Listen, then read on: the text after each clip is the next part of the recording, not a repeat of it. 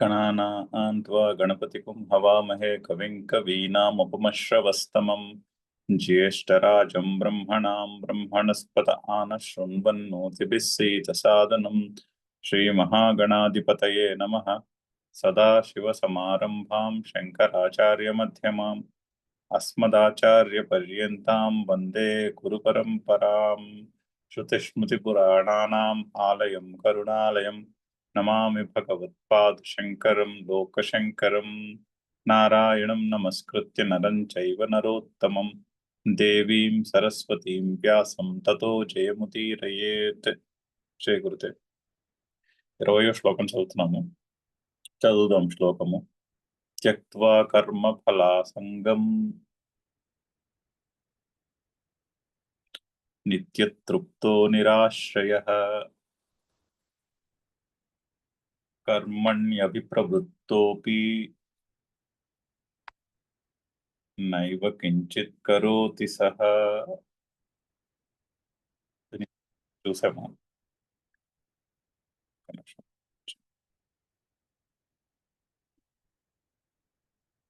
దీని అవతారిక పూర్తయింది. సో త్యక్త్వా కర్మఫలాసంగం, కర్మఫలముల యందు సంగమును విడిచేసి, నిత్యతృప్త, అటువంటి వాడు నిత్యతృప్తుడు అవుతాడు. నిరాశ్రయ, నిరాశ్రయుడు కూడా అవుతాడు అటువంటి జీవి.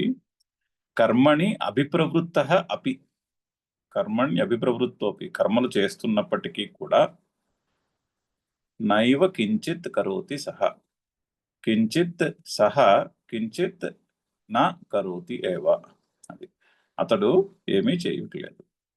అయితే కర్మఫలం మీద సంఘాన్ని వదిలేసిన వాడు కర్మలు ఎందుకు చేస్తాడు అంటే ఫస్ట్ 2 పాయింట్లు. ఒకటి, కర్మఫలాసంగం త్యక్త్వా అంటే మనం దృష్టిలో పెట్టుకోవాలి, కర్తృత్వ భావమును వదిలేసి అని చాలాసార్లు చెప్తున్నాం. అయితే ఇక్కడ 2-3 సినారియోలు చెప్తున్నారు అనమాట. కర్మఫలమును వదిలేసిన వాడు కర్మలు చేస్తున్నట్టు కనిపిస్తూ ఉంటాడు. ఎందుకు కనిపిస్తూ ఉండొచ్చు, అందరూ కూడా కర్మ సన్యాసులు అందరూ కూడా సన్యాసాశ్రమం పుచ్చుకోవాలని ఏమీ లేదుగా. ఒక్కోసారి అది వీలు పడదు. సన్యాసాశ్రమం తీసుకుంటున్నారా లేదా అన్నది ప్రారంధానికి సంబంధించినది, ప్రారంధ క్రమాన్ని బట్టి ఉంటుంది అది. అయితే ఒక్కోసారి సన్యాసం పుచ్చుకోకపోయినప్పటికీ కూడా మనకి తెలుస్తూ ఉంటుంది వీళ్ళల్లో కర్తృత్వ భావం అసలు లేనే లేదు కదా అని, వాళ్ళు పనులు అబ్జర్వ్ చేస్తే. అయితే ఆ సిచ్యువేషన్స్ 2-3 సిచ్యువేషన్లో ఆయన క్లారిఫై చేస్తున్నారు. ఇక్కడ అవతారికలో చెప్పారు, ఒకవేళ ముందు పనులు కామ్యకర్మలు చేయడం మొదలుపెట్టాడు ఒక మనిషి. కామ్యకర్మలు చేసుకుంటూ తన జీవితాన్ని గడుపుతున్నాడు. సగంలో ఎక్కడో జీవితంలో ఒక పాయింట్కి వచ్చేసరికి అతనికి నేను కర్తను కాను అనేటటువంటి ఆ జ్ఞానము, ఆ బుద్ధి నిశ్చయం కలిగినది. అప్పుడు ఆ తర్వాత ఆ బుద్ధి నిశ్చయం కలిగినప్పుడు కర్మల్ని వదిలేసి సన్యాసం తీసుకోవచ్చు, లిటరల్గా కూడా. అలా కుదరకపోవచ్చు ఒక్కోసారి. అలా కుదరకపోతే అప్పుడు ఏదో ఒక పరిస్థితిని బట్టి అలా కుదరకపోవచ్చు.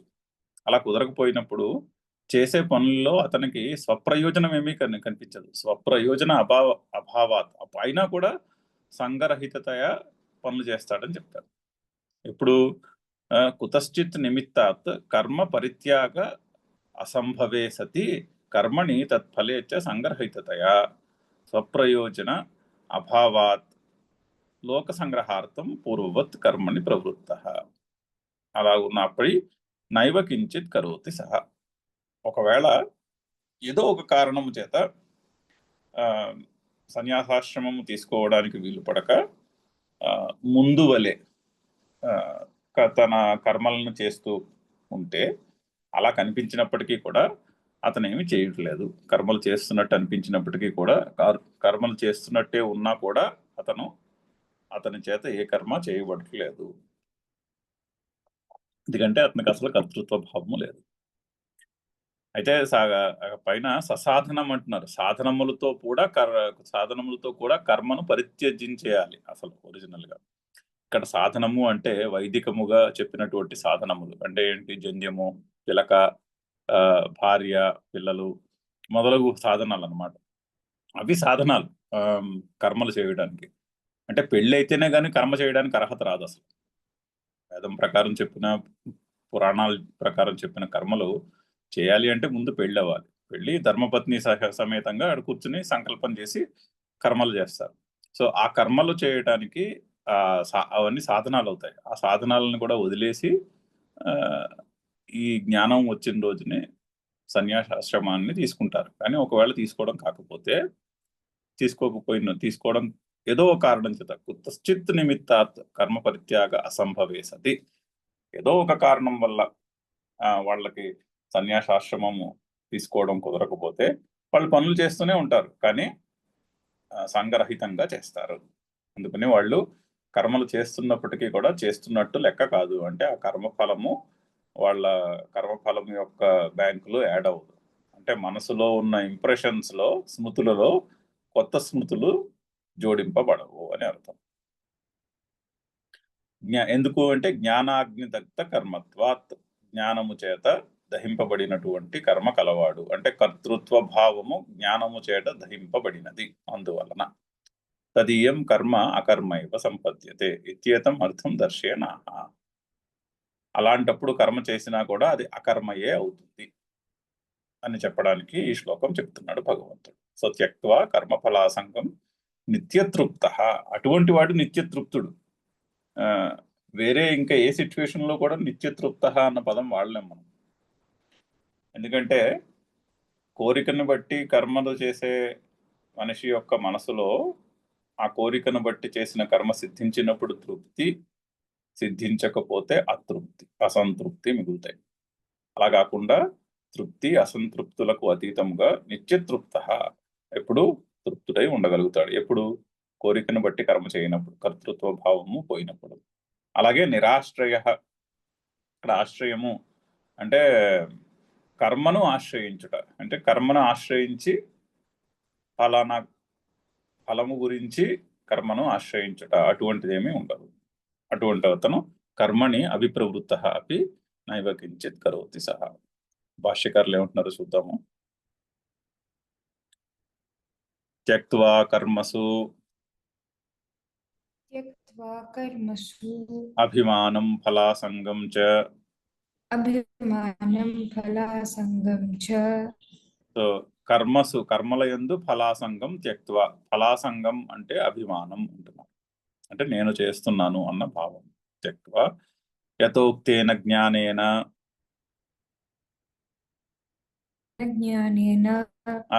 ఆ అభిమానం ఎలాగా విడవబడుతుంది? యథోక్తేన జ్ఞానేన, ముందు చెప్పినటువంటి విధముగా జ్ఞానము చేత. జ్ఞానం అనగానేమి?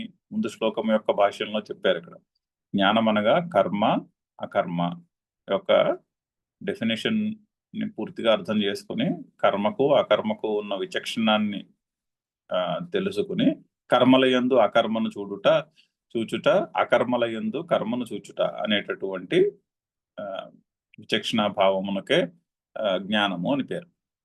సో ఆ జ్ఞానము చేత ఫలాసంగము విడువబడినటువంటిది అయినది. అలాంటప్పుడు ఏమవుతుంది? నిత్యతృప్త నిరాకాంక్ష విషయేషు ఇత్యర్థః. సో విషయముల యందు నిరాకాంక్షుడై ఉంటాడు. అంటే సంసారములో ఉండే విషయములు, అంటే ఇంద్రియముల యొక్క విషయములు. ఇంద్రియములు 5 పంచమహాభూతములతో చేయబడినవి. వాటికి కరస్పాండింగ్ ఆబ్జెక్ట్స్ ఉంటాయి ప్రపంచంలో, అవి కూడా పంచమహాభూతములతో చేయబడినవి. సో ఇంద్రియానికి, ఆబ్జెక్ట్ కి ఆకర్షణ ఉంటుంది, ఆ ఆకాంక్ష ఉంటుంది, ఇది కావాలి అనేటటువంటి కోరిక ఉంటుంది. అది లేకుండా నిరాకాంక్ష, విషయేషు నిరాకాంక్ష ఇత్యర్థః. Next word నిరాశ్రయ, ఆశ్రయరహితః. ఆశ్రయం అంటే ఏంటో చెప్తున్నారు. ఆశ్రయము అంటే తెలుగులో షెల్టర్ అనే అర్థం వస్తుంది. ఒక ఇల్లు, తలదాచుకునేందుకు చోటు అనే అర్థం వస్తుంది తెలుగులో. కానీ ఇక్కడ శంకర్లు ఆశ్రయ శబ్దానికి చక్కని అర్థం చెప్తున్నారు. చూడండి, ఆశ్రయ నామ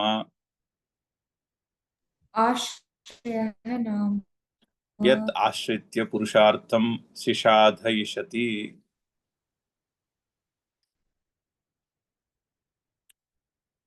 దేనిని ఆశ్రయించి పురుషార్థమును పురుషార్థం శిషాధయిషతి అంటే దేనిని ఆశ్రయించి పురుషార్థమును సిద్ధించుకొనుటకు ప్రయత్నము చేస్తారో అని అర్థం. అంటే పురుషార్థం అనగానేమి? పురుషార్థము అంటే అల్టిమేట్ గోల్. మనిషికి జీవితంలో తన అల్టిమేట్ గోల్ ఏమి ఉండొచ్చు అని పరిశీలించి 4 రకాల గోల్స్ ఉండొచ్చు అని చెప్పారు. ఏమిటవి? ధర్మము, అర్థము, కామము, మోక్షము. అయితే ఈ ధర్మార్థ కామ మోక్షములలో మనిషికి ప్రతి మనిషికి కూడా మనం జాగ్రత్తగా పరిశీలిస్తే ఏదో ఒకటి మోస్ట్ ఇంపార్టెంట్ అవుతుంది. కొంతమందికి డబ్బు ఇంపార్టెంట్ అవుతుంది, అది అర్థం. పురుషార్థాల్లో అర్థము, అది అర్థం అంటే డబ్బు. మనం చూస్తూనే ఉంటాం కొంతమందికి డబ్బే ఇంపార్టెంట్ లైఫ్లో. కొంతమందికి భోగము ఇంపార్టెంట్, డబ్బు కన్నా భోగాలను అనుభవించడం ఇంపార్టెంట్ ఉంది కొంతమందికి, అది కామము. కొంతమందికి డబ్బు భోగము కంటే పుణ్యము ఇంపార్టెంట్. నేను పుణ్యాన్ని కూడబెట్టుకోవాలి, అదే జీవితం యొక్క గోల్ అన్నట్టు ఉంటుంది వాళ్ళ జీవితం, అది ధర్మము. ఇక్కడ ధర్మ శబ్దానికి అర్థం అది. ధర్మము అంటే ధర్మార్థ కామమోక్షాల్లో ధర్మం అంటే యూనివర్సల్ ప్రిన్సిపల్స్ అని కాదు అర్థం. అక్కడ ధర్మము అంటే పుణ్యము అని అర్థం. అంటే పుణ్యము గురించి చేసే కర్మలని అర్థము ధర్మం అంటే. సో కొంతమందికి పుణ్యమే, పుణ్యాన్ని సంపాదించి నేను స్వర్గాన్ని పొందాలి అని అటువంటి, లేదా ఈ ధర్మార్థ కామాల మిక్స్ ఉండొచ్చు. బట్ వాటిల్లో ఆర్డర్ ఆఫ్ ప్రయారిటీ ఉంటుంది. ఒకటి చాలా ఇంపార్టెంట్ అయి ఉంటుంది మనిషికి. అలా కాకుండా ఈ 3 కాదు, నాకు ఈ ధర్మార్థ మనం చాలా మందిని చూస్తాం, వాళ్ళకి డబ్బు సంపాదనతో చేస్తూ ఉంటారు పనులు, ఉద్యోగాలు అవి చేసుకుంటూ ఉంటారు, కానీ వాళ్ళకి ఈ డబ్బుతోని, పుణ్యంతోని, వీటితోని, భోగాలతోని అంత కనెక్షన్ ఉండదు, అంత ఆసక్తి ఉండదు వాటి మీద. వాళ్ళకి మోక్షం మీద ఆసక్తి ఉంటుంది. సో మోక్షము అంటే సైకలాజికల్ ఫ్రీడమ్. సో ధర్మార్థ కామ మోక్షాలు. అయితే వీటిల్లో మోక్షమునకు వేరే ఆశ్రయమే ఉండదు. ఇప్పుడు ధర్మాన్ని సంపాదించాలనుకోండి, పుణ్యం సంపాదించాలనుకోండి, ఆర్ గంధర్వలోకానికి వెళ్ళాలని కోరుకుంది అనుకోండి. ఫర్ ఎగ్జాంపుల్, గంధర్వలోకానికి ఎలా వెళ్ళడం? గంధర్వలోకానికి వెళ్ళాలంటే ఈ దేహత్యాగం చేసి అక్కడికి వెళ్ళాలి. మరి అక్కడికి వెళ్తారని గ్యారంటీ ఏమిటి అంటే గ్యారంటీ లేదు. కానీ గ్యారంటీ పొందాలంటే ఏం చేయాలి? అదేదో యజ్ఞం చేయాలి, అదేదో కర్మ చేయాలి. ఆ కర్మ చేస్తే గంధర్వలోకానికి వెళ్ళడానికి టికెట్ వస్తుంది గ్యారంటీగా అని వేదం చెప్పింది. సో అలాగా గంధర్వలోకాన్ని పొందాలి అనుకునే వాడికి వేదంలో చెప్పినటువంటి ఆ కర్మ ఆశ్రయం అవుతుంది అన్నారు. ఆ విధంగా సో పురుషార్థాల్లో ధర్మార్థం కామములకు ఏదో ఒక కర్మ ఆశ్రయం అవుతుంది. ఒక రకమైనటువంటి కర్మను చేస్తే ధర్మము కానీ, అర్థము కానీ, కామము కానీ సిద్ధించుకోవచ్చు. కానీ మోక్షానికి ఏమీ ఆశ్రయం ఉండదు, కర్మతో ఆశ్రయం ఉండదు మోక్షం. అది ఇక్కడ నిరాశ్రయ అంటే అర్థం. నిరాశ్రయ అంటే ఆశ్రయరహిత, ఆశ్రయము లేనివాడు. దేనికి ఆశ్రయము అంటే పురుషార్థమును సిద్ధించుకున్నటకు వేరే కర్మ ఆశ్రయముగా లేనివాడు అని అర్థం. మోక్షాన్ని సిద్ధించుకోవటం అంటే psychological freedom, or in other words నా ఎసెన్స్ ఏమిటో తెలుసుకోవడం. దానికి వేరే కర్మతో సంబంధం లేదు. పరిశీలించి తెలుసుకోవాల్సిన విషయమే కానీ కర్మతో సంబంధించినట్టు విషయం కాదు అని చెప్పడానికి నిరాశ్రయ అన్నటువంటి విశేషణం అక్కడ వాడుతున్నారు. చాలా చక్కని అర్థం. ఆశ్రయ నామ యత్ ఆశ్రిత్య పురుషార్థం శిషాధయిషతి. సో దాన్నే ఇంకొంచెం ఎక్స్ప్లెయిన్ చేస్తున్నారు, చదువుదాము. దృష్టాదృష్టేష్ట ఫల సాధన ఆశ్రయరహిత ఇత్యర్థః. దృష్టాదృష్టేష్ట ఫల సాధన ఆశ్రయరహిత ఇత్యర్థః. సో దృష్ట, అదృష్ట, ఇష్టఫల సాధన ఆశ్రయరహిత, 4 పదాలు కలిపారు అక్కడ. దృష్ట, దృష్ట, ఇష్ట, ఫల సాధన ఆశ్రయరహిత, 5 పదాలు కలిపితే వచ్చినటువంటి సమస్త పదం. సో దృష్టము, అదృష్టము. దృష్టము అంటే కనిపించే ఫలము, అదృష్టము అంటే కనబడని ఫలం. సో దృష్ట ఫలము అంటే అంటే భౌతికంగా ఏదో ఒక వస్తువును సంపాదించుకున్నట్టుకు చేసే ప్రయత్నమునకు ఆ వస్తువును సిద్ధించుకునుట లేక సిద్ధించకపోవుట అనేటటువంటి కనిపించే ఫలం ఉంటుంది.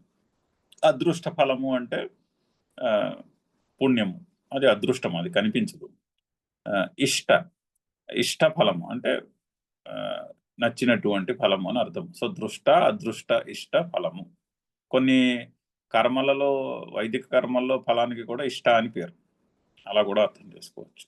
సో దృష్ట, అదృష్ట, ఇష్ట ఫల సాధన ఆశ్రయ రహిత. ఆ దృష్ట, అదృష్ట, ఇష్టములైనటువంటి ఫలములు, అటువంటి ఫలములకు ఆశ్రయము లేనివాడు, సాధన ఆశ్రయ రహిత, వాటిని సాధించే ఆశ్రయము లేనివాడు. ఎందుకంటే అవి సాధించాలన్నటువంటి కోరికే లేదు కదా. నేను కర్తను, నేను వాటిని సిద్ధించుకోవాలి అన్నటువంటి యాటిట్యూడే లేదు. అందుకని ఆ సాధన ఆశ్రయ రహిత, ఆ సాధనంతో పని లేదు, అది దాని అర్థం. నెక్స్ట్, విదుష క్రియమాణం కర్మ పరమార్థత అకర్మైవ. ఆ విధంగా విదుషుని చేత అంటే పండితుని చేత చేయబడిన కర్మ పరమార్థత అకర్మైవ. ఎందుకంటే ముందు శ్లోకంలో తమాహుకి పండితం బుధాహ అంటున్నారు కదా. ఎవరైతే కర్మలయందు, అది మంచి ఫ్రేజ్ వచ్చింది, సర్వ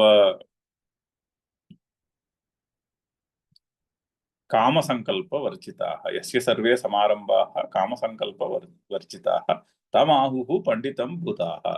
ఆ పండితునికే పర్యాయపదము విదుష. సో విదుష క్రియమాణం కర్మ పరమార్థత అకర్మైవ. విదుషుని చేత చేయబడినటువంటి కర్మ పరమార్థములో అకర్మయే. తస్య నిష్క్రియాత్మదర్శన సంపన్నత్వాత్. తస్య నిష్క్రియ ఆత్మదర్శన సంపన్నత్వాత్.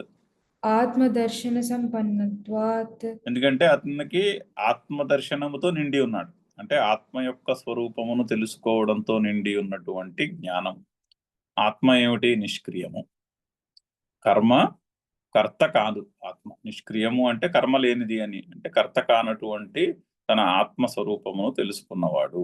కాబట్టి విదుషుడు అంటే పండితుడు చేసిన కర్మ పరమార్థత అకర్మైవ, పరమార్థముగా అంటే ఇన్ రియాలిటీ అల్టిమేట్ గా అది అకర్మయే అవుతుంది. తేన ఏవం భూతేన ప్రయోజనాభావాత్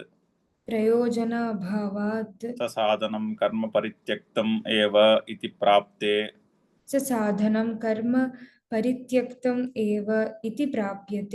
సో ఈ విధముగా ప్రయోజన అభావాత్ ససాధనం కర్మ పరిత్యక్తం ఏవ ఇతి ప్రాప్తే. సో పైన చెప్పినటువంటి ఎక్స్ప్లెనేషన్ ప్రకారము విదుషునికి, పండితునికి ప్రయోజన అభావాత్, చేసే పనిలో తన స్వంత ప్రయోజనం ఏమీ కనిపించకపోవుట చేత ససాధనం కర్మ పరిత్యక్తమేవ ఇతి ప్రాప్తే.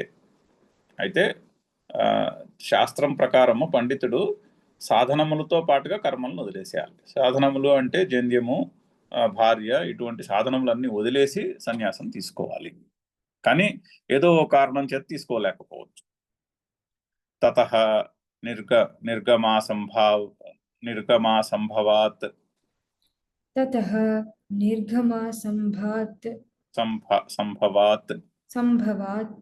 లోకసంగ్రహ చికీర్షయా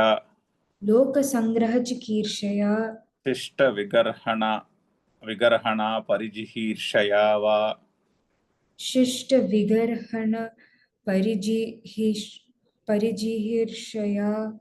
వా. అంటే యాక్చువల్ గా పండితుడు సాధనములతో పాటుగా కర్మలను వదిలేసి సన్యాసం తీసుకోవాలి. కానీ నిర్గమ అసంభవాత్ ఏదో ఒక కారణం చేత తీసుకోలేకపోయాడు అనుకోండి. ఫర్ ఎగ్జాంపుల్ రోగము, సన్యాసం తీసుకోవాలి కానీ రోగగ్రస్తుడై ఉన్నాడు.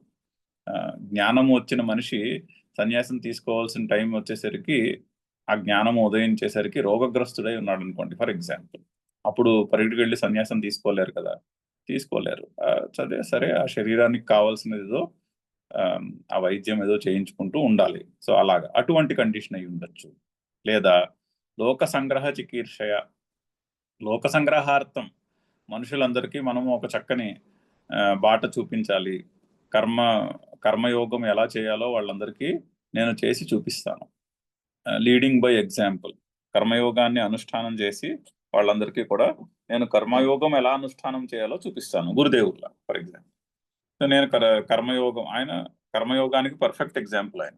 నేను చేసి చూపిస్తాను, అన్ని కర్మలు చేస్తాను, వాళ్ళతో పాటుగా చేయిస్తాను, వాళ్ళ చేత చేయిస్తాను. కాకపోతే కర్మఫలము మీద ఆసక్తి వదిలేసి చేయుట అంటే ఏమిటో నేను చేసి చూపిస్తాను. సో లోక సంగ్రహ చికీర్షయ, వాళ్ళందరికీ అర్థమవుతుంది కర్మయోగం అంటే ఏమిటో, అందుకుని చేస్తాను. అలా అయి ఉండొచ్చు. లేదా శిష్ట విగర్హణ పరిజిహీర్షయ, శిష్టులు అంటే కావాల్సిన వాళ్ళు, మన ఇంట్లో వాళ్ళు. ఇప్పుడు చూడండి, ఎవరైనా సన్యాసం తీసుకుంటారంటే సాధారణంగా సన్యాసం తీసుకుంటారంటే అది బ్రహ్మచారులే కావచ్చు లేదా గృహస్థులే కావచ్చు. ఎవరన్నా సన్యాసం తీసుకుంటారంటే ముందు ఇంట్లో వాళ్ళు తిడతారు, అదేమిటది, ఎందుకు అలా చేస్తున్నావు అని. సో వాళ్ళని శిష్టులు అంటారు. శిష్టులు అంటే కావాల్సిన వాళ్ళు. శిష్ట విగ్రహణ అంటే శిష్టుల నుంచి వచ్చే అపోజిషన్, దాన్ని శిష్టుల యొక్క విమర్శలు అని అర్థం. శిష్ట విగ్రహణ పరిజిహీర్షయ. సరే, ఇంకా ఇప్పుడు వాళ్ళ విమర్శలను ఎందుకు కాదండం మనము అని అలా ఉండిపోవచ్చు. గృహస్థాశ్రమంలోనే ఉండిపోవచ్చు ఫర్ ఎగ్జాంపుల్. ఉండిపోయినా కూడా వాళ్ళు మనసులో వాళ్ళకి కర్తృత్వ భావం లేకుండా ఉండి ఉండొచ్చు. సో ఇటువంటి కారణాల చేత, రకరకాల కారణాలు చెప్పారు ఆయన. నిర్గమ అసంభవాత్, ఏదో కారణం చేత, రోగమో మరొక కారణం ఏదో వల్ల సన్యాసం తీసుకోకపోతే, లేదా లోక సంగ్రహార్థం ఇంకా కర్మలు చేస్తూ ఉంటే, లేదా శిష్ట విగర్హణ, కావలసిన వారి యొక్క విమర్శలను కాదనలేక సన్యాసం పుచ్చుకోకుండా ఉంటే, అలా ఉన్న ఆ 3 కారణాలు అలా ఉండి ఏమవుతుంది, పూర్వవత్ కర్మణి అభిప్రవృత్త అపి, పూర్వవత్ కర్మణి అభిప్రవృత్త అపి, ఇది వరకు వల్లే కర్మలయందు అభిప్రవృత్తుడై ఉన్నప్పటికీ కూడా. అభి అంటే చుట్టూ అని, అంటే చుట్టూరా కర్మలే, ముందు వెనక పక్కన అన్ని వైపులా కర్మలే, అంటే కర్మలయందు నిమగ్నుడై ఉండుట ముందు వలె ఉన్నప్పటికీ కూడా నిష్క్రియ ఆత్మదర్శన సంపన్నత్వాత్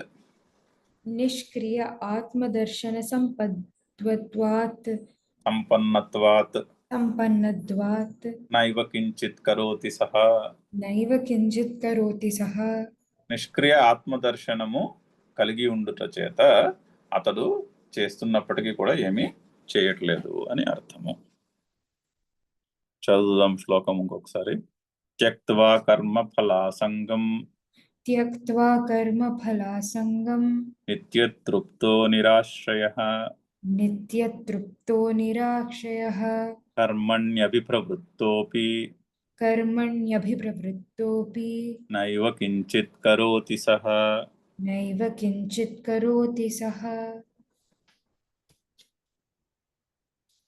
నెక్స్ట్, నిరాశీర్యత చిత్తాత్మా త్యక్త సర్వపరిగ్రహః శారీరం కేవలం కర్మ కుర్వన్నాప్నోతి కిల్బిషం. అవతారికి చదువుదాం ముందు. యః పునః పూర్వోక్త విపరీతః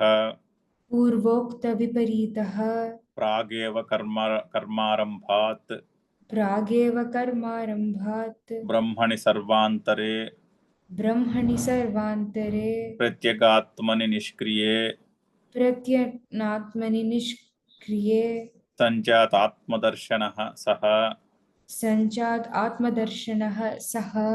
సో అయితే ముందు చెప్పిన సినారియో ఏమిటి, జీవితం స్టార్టింగ్ లో ఆత్మదర్శనము కలుగలేదు, జ్ఞానము కలుగలేదు. సో అందరి వలె కామ్యకర్మలు చేసుకుంటూ జీవితం మొదలుపెట్టాడు.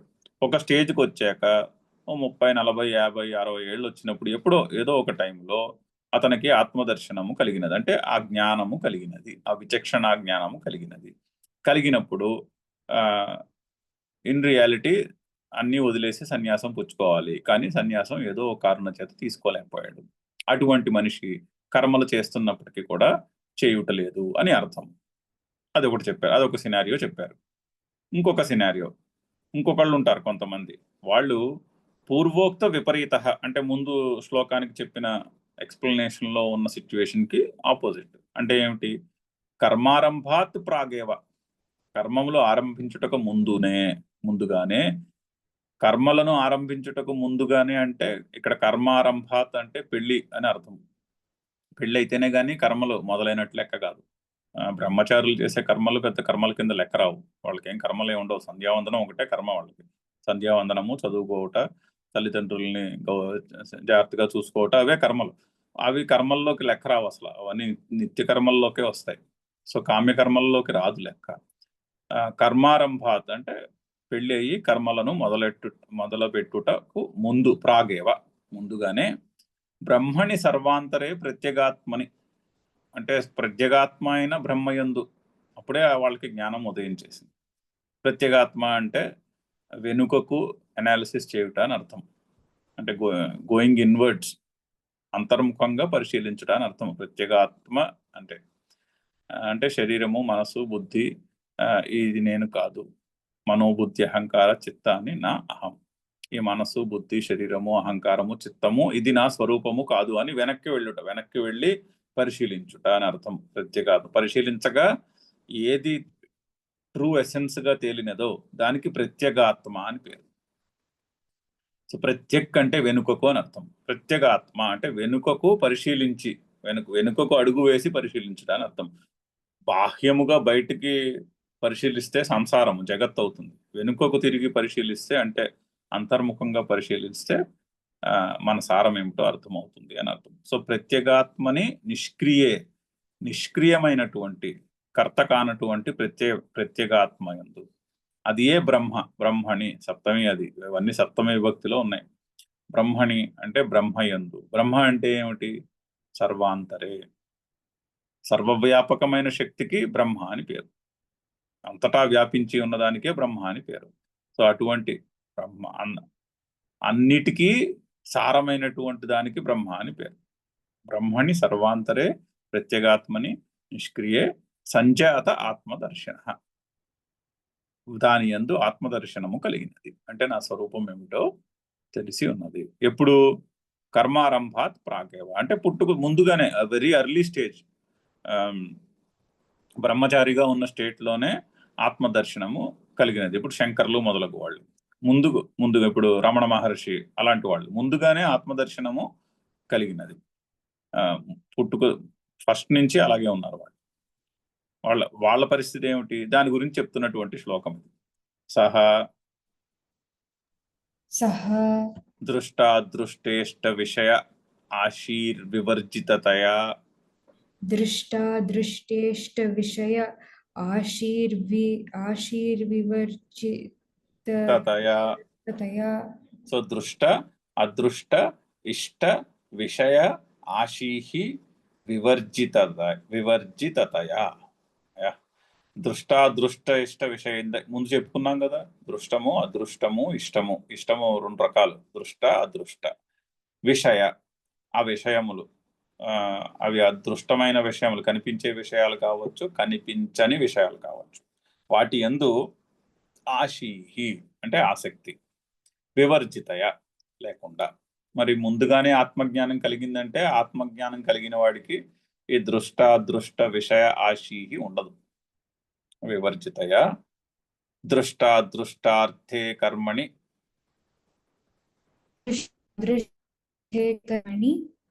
ప్రయోజనం అపశ్యన్ ససాధనం కర్మ సన్యస్య. సో ఈ దృష్టాదృష్టార్థే కర్మణి, ఈ దృష్టాదృష్టార్థములను ఇచ్చే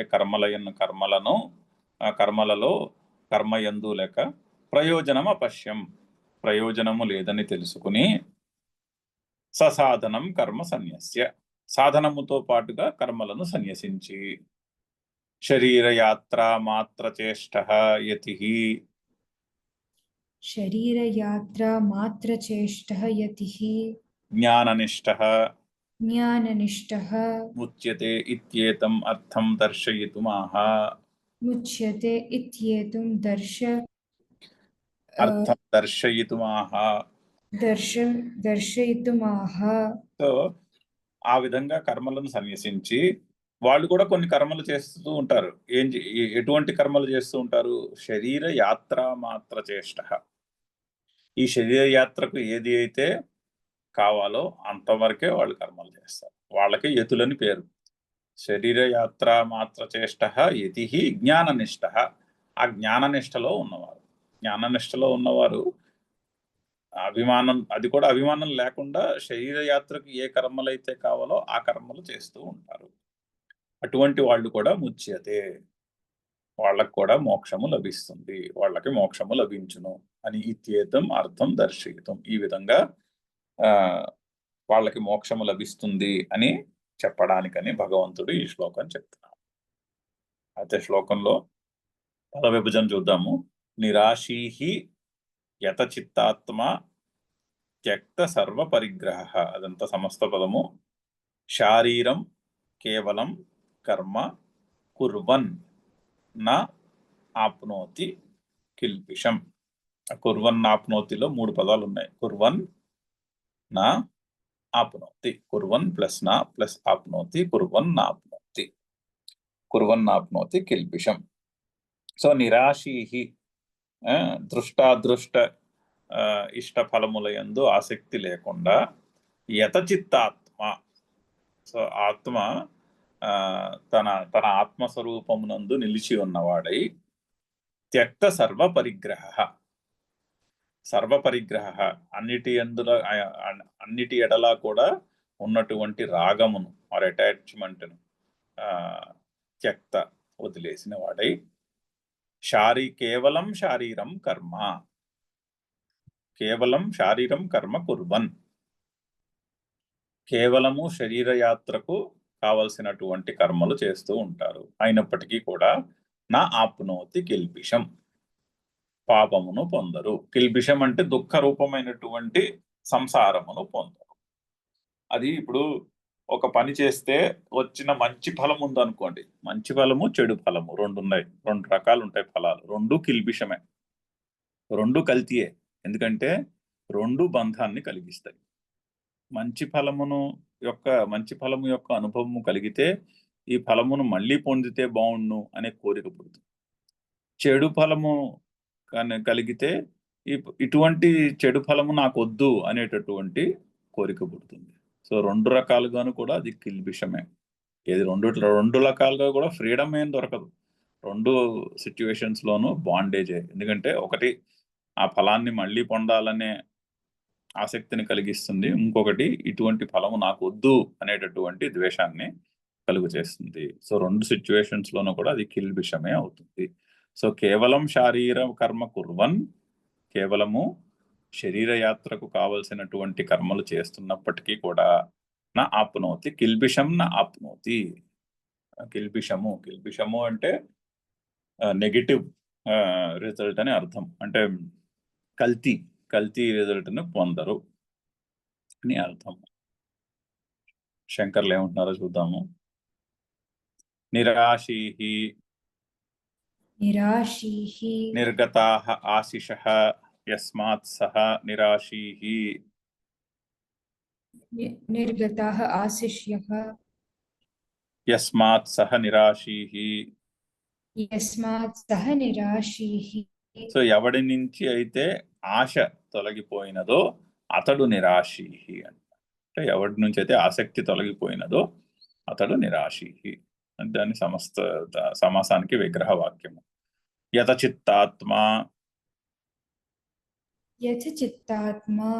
చిత్తం అంతఃకరణం.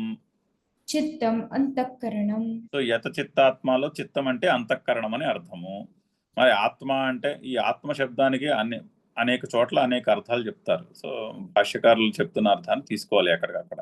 ఇక్కడ ఆత్మ అంటే శరీరము, మనసు, ఇంద్రియము, బుద్ధి అని అర్థం. సో ఆత్మ బాహ్య ఆత్మా బాహ్యః కార్యకరణ సంఘాతః. కార్యకరణ సంఘాతః. సో ఇక్కడ ఆత్మ అంటే బాహ్యమైనటువంటి శరీరము, మనస్సు, బుద్ధి, ఇంద్రియము, వాటికి ఆత్మ అనే పదము యొక్క అర్థం చెప్పుకోవాలి. వాటికే కార్యకరణ సంఘాతం అంటున్నారు. అంటే కార్యము అంటే ఇఫెక్ట్, కరణము అంటే టూల్, కారణము అంటే కాజ్ను వదిలేసి మిగిలింది, కాజ్ను వదిలేసి కార్యకరణ సంఘాతము. సో శరీరము, మనసు, బుద్ధి ఇవి కార్యములతో కూడుకును, అంటే పంచమహాభూతములతో చేయబడినవి కాబట్టి అవి కార్యకరణ సంఘాతములు. ఆ కార్యకరణ సంఘాతములు బాహ్యములు అని చెప్తున్నారు. సో యత చిత్తాత్మలో యత చిత్త ఆత్మ 3 పదాలు ఉన్నాయి, 3 కలిపి సమస్త పదం చేశారుగా. సో చిత్తం అంటే అంతఃకరణము, ఆత్మ అంటే బాహ్యము, కార్యకరణ సంఘాతము అంటే మన శరీరము, ఇంద్రియము. తౌ ఉభౌ అపి తౌ ఉభౌ అపి యతౌ సంయతౌ యథౌ సంయుతౌ ఏన సహ యత చిత్తాత్మ. ఏన సహ యథ చిత్తాత్మా. సో యత అంటే ఆ రెండు కూడా యత యత యత శబ్దం ఉన్నది, యత శబ్దమునకు సంయత అని అర్థం చెప్తాం, అంటే రెండు కూడా బ్యాలెన్స్డ్ గా ఉన్నాయి. ఎవరికైతే వేటి చేతనైతే ఈ రెండు కూడా బ్యాలెన్స్డ్ అవుతాయో అతనికి యత చిత్తాత్మ. ఎవని చేతనైతే ఈ రెండు బ్యాలెన్స్ లో ఉంచబడతాయో అతడు యత చిత్తాత్మ అని అర్థం. సో ఉత్తనే బాహ్యముగా ఉరకలేయట్లేదు మనస్సు, అంతరంగికముగా పీస్ఫుల్ గా ఉన్నటువంటి మనస్సు, బుద్ధి కలిగిన వాడికి యత చిత్తాత్మ అని పేరు. త్యక్త సర్వ పరిగ్రహ. త్యక్త సర్వ పరిగ్రహః. త్యక్తః సర్వః పరిగ్రహః ఏన సహ త్యక్త సర్వ పరిగ్రహః. త్యక్త సర్వ పరిగ్రహః ఏన సహ త్యక్త సర్వ పరిగ్రహః. మళ్ళీ త్యక్త సర్వ పరిగ్రహ అనడానికి విగ్రహ వాక్యము. త్యక్తః సర్వః పరిగ్రహః, అన్ని పరిగ్రహములు అంటే అన్నిటి ఎడల రాగములు, త్యక్తః తొలగినవాడు, ఏన సహ ఎవని చేతనైతే తొలగింపబడినవో, సహ త్యక్త సర్వ పరిగ్రహ అతడు త్యక్త సర్వ పరిగ్రహుడు అని అర్థం. సంస్కృత భాష్యం చదువుతూ ఉంటే వ్యాకరణం కూడా బోల్డ్ అర్థం అవుతుంది.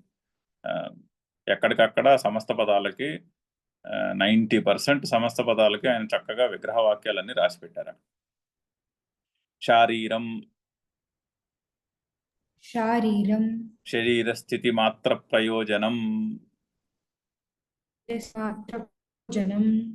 సో శారీరం అంటే శరీర స్థితి మాత్ర ప్రయోజనం, కేవలము శరీర స్థితికి ఉపయోగపడే కర్మలు అని అర్థాలు. అంటే శరీర యాత్రకు కావలసినటువంటి కర్మలు. పైగా మనకి డౌట్ వస్తుందేమో అని కేవలం అన్న విశేషణాన్ని అక్కడే పెట్టేశారు. శారీరం కేవలం కర్మ అన్న, లేకపోతే శారీరం కర్మ అంటే శరీరంతో చేసే కర్మలన్నీ అనే అర్థం వచ్చేస్తుంది. అప్పుడు కోరికలతో చేసే కర్మలన్నీ కూడా ఫైనల్గా శరీరంతోనే చేయాలి కదా. సో కర్మల యొక్క సెట్ చాలా బ్రాడ్ అయిపోతుంది. అలా కాకుండా కేవలం శారీరం కర్మ అంటున్నారు. ఈ కేవలం శారీరం కర్మ అంటే శరీర స్థితి మాత్ర ప్రయోజనం, కేవలము శరీర యాత్రను నడిపించడానికి కావలసినటువంటి కర్మలు. ఈ నెక్స్ట్ పారాగ్రాఫ్ లో ఈ శారీరం కర్మ అంటే కేవలము శరీర యాత్రకు కావలసిన కర్మలు అన్నటువంటి డిస్కషన్ రాబోతోంది. దాన్ని ఇంకొంచెము విశ్లేషించి చెప్పబోతున్నారు నెక్స్ట్ పారాగ్రాఫ్ లో. బట్ అక్కడ కేవలం శారీరం అంటే శరీర స్థితి మాత్ర ప్రయోజనం అని అర్థం. తత్రాపి అభిమానవర్జితం. అక్కడ కూడా ఇది నేను చేస్తున్నాను అనేటటువంటి అభిమానాన్ని వదిలేసి, ఆ కర్తృత్వ భావమును వదిలేసి అని అర్థం. శరీర యాత్రకు కావలసినటువంటి కర్మలను కూడా నేను చేస్తున్నాను, ఇది నాకు ఇష్టము, నాకు ఎటువంటి కోరే కావాలి, నేను ఇటువంటి చోటే పడుకుంటాను అనేటటువంటి అభిమానాన్ని వదిలేసి కర్మ కుర్వన్ న ఆప్నోతి న ప్రాప్నోతి కిల్బిషం అనిష్టారూపం పాపం ధర్మం చ. సో ఆ విధముగా కర్మ చేస్తున్నప్పటికీ కూడా నా ప్రాప్నోతి కిల్బిషమును పొందడు. కిల్బిషం అంటేనేమి? అనిష్టారూపం పాపం ధర్మం చ, అనిష్టారూపములు అంటే మనకి అనిష్టాన్ని చేసేవి ఏమిటి? పాపము ధర్మము రెండు కూడా, పాపము పుణ్యము కూడా రెండు కూడా అనిష్టములే అంటున్నారు. దాన్నే ఇంకొంచెం క్లియర్గా ఎక్స్ప్లెయిన్ చేస్తున్నారు. పుణ్యం ఏ విధంగా అనిష్టము అన్న క్వశ్చన్ రావచ్చు కదా. ఓకే, పాపము అనిష్టం అర్థమైంది, మరి పుణ్యము కూడా అనిష్టమే. ఎందుకంటే కష్టపడి ఒక కర్మ చేసి స్వర్గాన్ని పొందితే కొంత టైం అయ్యేసరికి ఆ స్వర్గములో ఆ క్రెడిట్ పీరియడ్ అయిపోతుంది. ఆ పుణ్యం యొక్క క్రెడిట్ పీరియడ్ అయిపోతే మళ్ళీ ఇక్కడ పుట్టాల్సిందే తిరిగి. అందుకని పుణ్యము కూడా అనిష్ట రూపమైనటువంటి ఫలమే అని చెప్పి. ధర్మోపి ముముక్షోః కిల్బిషమేవ. ధర్మోపి మోక్షోపి కిల్బిషమేవ. ధర్మము కూడా ముముక్షువునకు అంటే మోక్షమును కోరుకునే వాడికి ధర్మమైనటువంటి పని అంటే పుణ్యమును సంపాదించే పని ఆర్ రేదర్ పుణ్యము కూడా కిల్బిషమే. సైకలాజికల్ ఫ్రీడమ్ కావాలంటే మెరిట్ కూడా కిల్బిషమే. పుణ్యము కూడా అడ్డంకియే అవుతుంది. ఎందుకు? బంధాపాదకత్వాత్. బంధాపాదకత్వాత్. ఎందుకంటే అది కూడా బంధమే, పుణ్యము కూడా బంధమే. ఎందుకంటే పుణ్యాన్ని సంపాదించుకుని స్వర్గానికి వెళ్తే ఆ పుణ్యం తీరిపోయిన తర్వాత మళ్ళీ భూలోకంలో పుట్టాల్సిందే. అంతేనే కానీ పుట్టుక లేకుండా కంప్లీట్ ఫ్రీడమ్ అనేది ఉండదు. తస్మాత్ తాభ్యాం ముక్తః భవతి. తస్మాత్ తాభ్యాం ముక్తః భవతి, ముక్తః భవతి. సంసారముక్తః ఇత్యర్థః. సంసారముక్తః ఇత్యర్థః. అతడు ముక్తిని పొందుతాడు. ముక్తిని పొందుతాడు అంటే సంసారము నుండి ముక్తిని పొందుతాడు. తాభ్యాం ముక్తః, రెండింటిని పుణ్యము పాపము రెండింటికి అతీతుడై సంసారము నుండి ముక్తిని పొందుతాడు. అంటే కంప్లీట్ గా సైకలాజికల్ ఫ్రీడమ్ ని పొందుతాడు ఆర్ మరొక జన్మ లేకుండా ముక్తిని పొందుతాడు అని అర్థం. చదువుదాము. నిరాశీర్యత చిత్తాత్మా. నిరాశీర్యత చిత్తాత్మా. త్యక్త సర్వపరిగ్రహః. త్యక్త సర్వపరిగ్రహః. శారీరం కేవలం కర్మ. శారీరం కేవలం కర్మ. కుర్వన్నాప్నోతి కిల్బిషం. కుర్వన్నాప్నోతి కిల్బిషం. ఓం పూర్ణమదః పూర్ణమిదం పూర్ణాత్ పూర్ణముదచ్యతే పూర్ణస్య పూర్ణమాదాయ పూర్ణమేవావశిష్యతే. ఓం శాంతి శాంతి శాంతి.